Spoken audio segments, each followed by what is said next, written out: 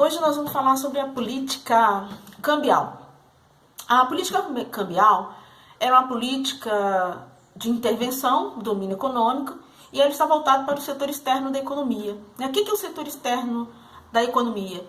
É representado pela balança comercial, que é as exportações, aquilo que um país vende, menos as importações, aquilo que o país compra do mercado externo. A política cambial, então, ela está focada por uma variável denominada taxa de câmbio. Taxa de câmbio é o preço da moeda nacional em relação à moeda estrangeira. Então, quando eu digo que $1 custa, por exemplo, R$5,40, eu estou expressando uma taxa de câmbio. Quer dizer, $1 vale R$5,40. Então, isso é a taxa de câmbio. Quem executa a política cambial no Brasil é o Banco Central, né, o Bacen, que é uma autarquia federal e é uma das principais autoridades monetárias de um país. Os instrumentos de política cambial, ele está relacionado então com essa taxa de câmbio. Então, como é que o governo utiliza essa taxa de câmbio? Essa taxa de câmbio ela pode ser aumentada ou diminuída, valorizada ou desvalorizada, dependendo da meta. Então, olha aí, novamente precisamos de entender o que o governo está desejando. Então, vejamos, se o governo pretende gerar emprego, o que ele vai fazer, o que ele pode fazer por intermédio da taxa de câmbio? Então, nós falamos que o governo, para gerar emprego, ele aumenta a taxa de câmbio, que significa que é a mesma coisa que desvalorizar a moeda nacional em relação à moeda estrangeira. E por quê? Porque quando ele desvaloriza a moeda nacional, ele vai estimular as exportações e ele vai gerar emprego no setor exportador da economia. Então, desvalorizar no sentido que nós temos que pensar que quando um brasileiro vende para o exterior, e vamos trabalhar com a hipótese que esse contrato foi feito em dólares, então esse brasileiro, esse exportador vendeu, tá? Esse brasileiro, ele não vai receber os dólares diretamente. Essa moeda estrangeira vem, o Banco Central retém, o Banco Central guarda essa moeda estrangeira e libera o real, porque por lei a nossa moeda é o real, tá? Então, é aí que fala que a moeda desvalorizada estimula, porque na conversão, a moeda nacional estando desvalorizada ou a taxa de câmbio alta, isso serve de estímulo para quem exporta. Agora, imagine que a meta agora seja fazer controle de inflação. Então, como que o governo como ele pode utilizar essa taxa de câmbio para fazer controle de inflação? Agora ele vai pensar ao contrário, ele vai reduzir essa taxa de câmbio. E quando eu falo em reduzir a taxa de câmbio, eu estou falando em valorizar a moeda nacional em relação à moeda estrangeira. Por quê? Porque agora o governo, para controlar a inflação, ele quer estimular as importações. Então, a moeda valorizada, ela estimula a importação. Por quê? Porque o importador vai precisar de menos reais para comprar o mesmo dólar. E aí, isso serve, então, de incentivo. E o que o governo espera com isso? Ele espera que aumente as exportações para que essas importações concorram com o produto do mercado interno e que isso então faça com que os preços dos produtos diminuam. Então, isso é a política cambial. Então, a política cambial ela está voltada para o setor externo da economia. Para gerar emprego, desvaloriza a moeda nacional. Para controlar a inflação, valoriza a moeda nacional.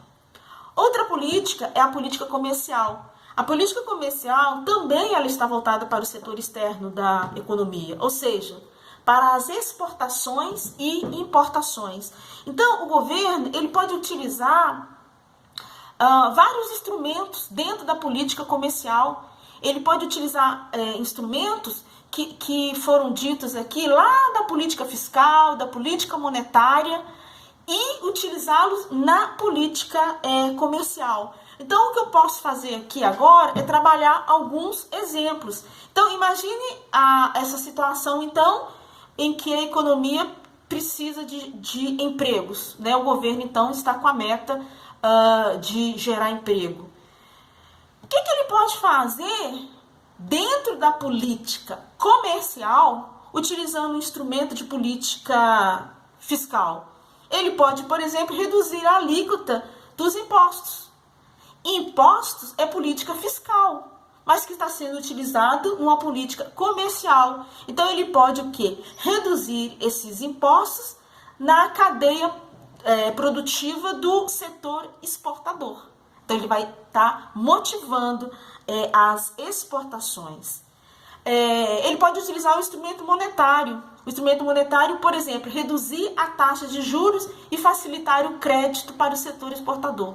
Então, prestem atenção. São instrumentos da política fiscal, da política monetária, que são utilizados dentro da política comercial. Ressaltando que a política comercial ela está voltada para o setor externo. E se agora a meta do governo é fazer estabilização de preços, fazer controle da inflação de demanda? Ora, ele pode utilizar um instrumento fiscal. Então, se lá a gente falou em reduzir, por exemplo, o ICMS na cadeia produtiva, aqui, como instrumento fiscal, ele também pode reduzir a alíquota do ICMS, mas aí na cadeia produtiva do setor importador. Porque agora ele está querendo incentivar, motivar as importações. Porque a meta agora é fazer controle de inflação. Também, e um instrumento monetário dentro da política comercial? O governo pode facilitar o crédito para o setor importador, ele pode subsidiar uma taxa de juros, porque agora ele quer incentivar as importações. E aí a gente lembra que o governo está utilizando, então, esses instrumentos exatamente de outras políticas dentro da política comercial, e tudo vai depender da meta. Bom, nós vimos política monetária, política fiscal, política cambial, política comercial, e agora nós vamos terminar falando da política de rendas. As políticas de rendas são aquelas políticas que referem-se à intervenção direta do governo na formação de renda. Então, nós temos aí alguns exemplos: o salário, né? A imposição do salário mínimo. Isso é uma intervenção direta do governo na formação da renda. Ele determina o valor. Então, imagine que o governo deseja gerar emprego. Ele pode aumentar o salário mínimo. Para controlar a inflação, excepcionalmente diminuir. Mas isso seria uma exceção, né? Essa diminuição do salário mínimo. Mas um outro exemplo, no caso de controle de inflação, poderia ser através do controle e congelamento de preços. Nós temos aí na história da economia brasileira, na época do Sarney, em que os preços foram congelados. Quer dizer, o governo interviu diretamente na renda. O que ele estava pensando ali naquele momento? Os preços estavam congelados. Se os preços estavam congelados, eles não iriam aumentar, e aí eles não iriam, então, retirar o poder de compra do consumidor. A título de informação, o congelamento não deu certo, porque é muito complicado, ou quase impossível, você controlar mercado, né? Digo, oferta e demanda por meio de caneta, né? Você mexe com oferta e demanda por intermédio de mudanças estruturais, né? Não é uma simples medida provisória que vai ditar a conduta de um mercado. Então, em breve síntese, tá?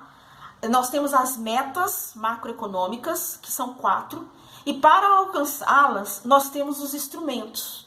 Nós falamos aqui sobre 5 instrumentos para alcançar as metas. Repito, vocês têm que ficar atentos que esses instrumentos eles são usados de acordo com o que o governo